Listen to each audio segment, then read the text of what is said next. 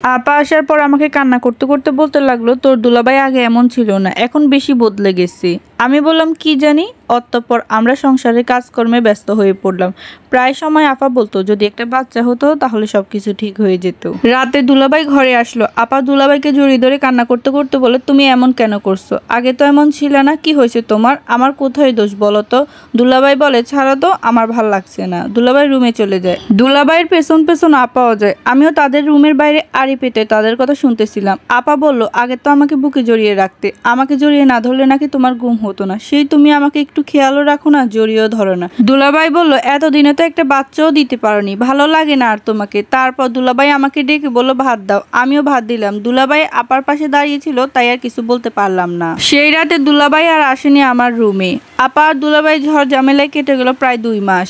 2 মাস পর জানতে পারি আমি প্রেগনেন্ট, মা হতে চলেছি। সাথে সাথে আমার দুলাভাইকে জানাই। দুলাভাই বাসা থেকে মিথ্যা অজুহাত দিয়ে ডাক্তারের কাছে আনলেন। পরীক্ষা করার পর দুলাভাই শিওর হলেন আমি প্রেগনেন্ট।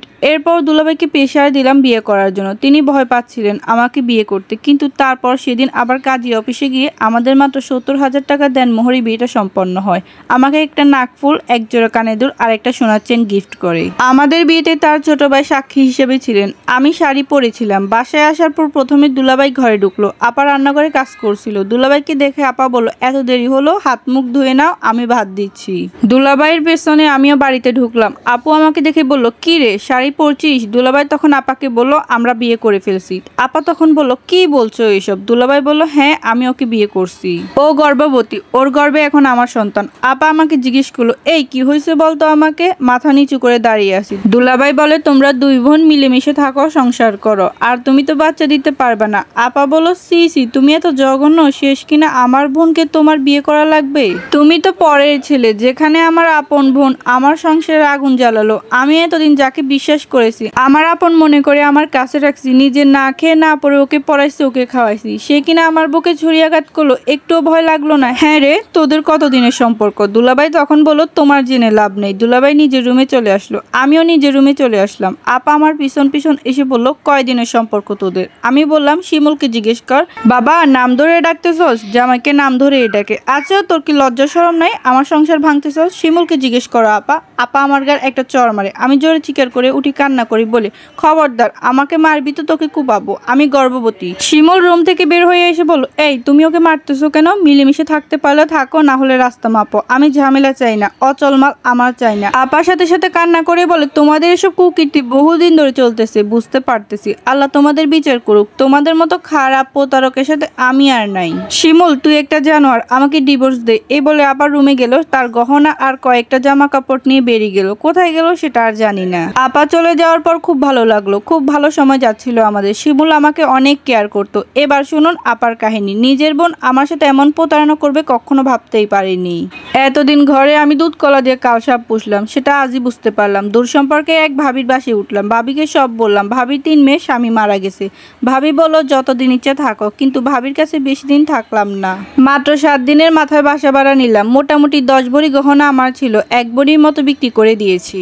ওই 1 ভরি গহনা বিক্রি করে বাসা ভাড়া সহ যাবতীয় যা যা লাগবে সব কিনি। মানসিকভাবে খুব ভেঙে পড়েছিলাম, কিন্তু ভাবির মেয়েগুলো এত ভালো ছিল বলার মতো না। ভাবির বাসার পাশেই বাসা ভাড়া নেই। তারা আমাকে মানসিকভাবে সাপোর্ট দেয়। কোনো কিছু বুঝতেই পারতেছিলাম না। কিছু একটা করে তো খেতে হবে। রাতে আমার ঘুম আসতো না, ঘুমের ওষুধ খেয়ে খেয়ে ঘুমাতাম। বাসায় কারোর সাথে তেমন একটা যোগাযোগ করতাম না।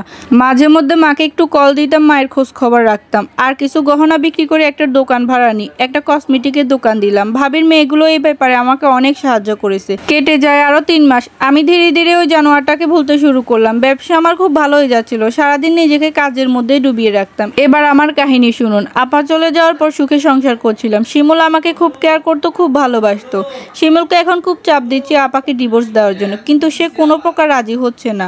অনেকবার আত্মহত্যার চেষ্টা করার ভয়ও দেখাইলাম ওকে। তারপর বিয়ের 5 মাস পর সে আপাকে ডিভোর্স দেয়। ডিভোর্স কার্যকর হতে সময় লাগে 3 মাস। আর আমার একটা 9 মাস পর ছেলে বাবু হয়। ছেলেটা খুব সুন্দর। আমার ছেলে হওয়াতে শিমুল বেশ খুশি। এবার আপার কাহিনী। আমার বোনের ছেলে হয়েছে, আমার দোকানটাও খুব ভালো চলছে। ডিভোর্স পেপার যখন হাতে পেয়েছিলাম একটুও খারাপ লাগেনি, কারণ ও না দিলেও পরের মাসে আমিই দিয়ে দিতাম।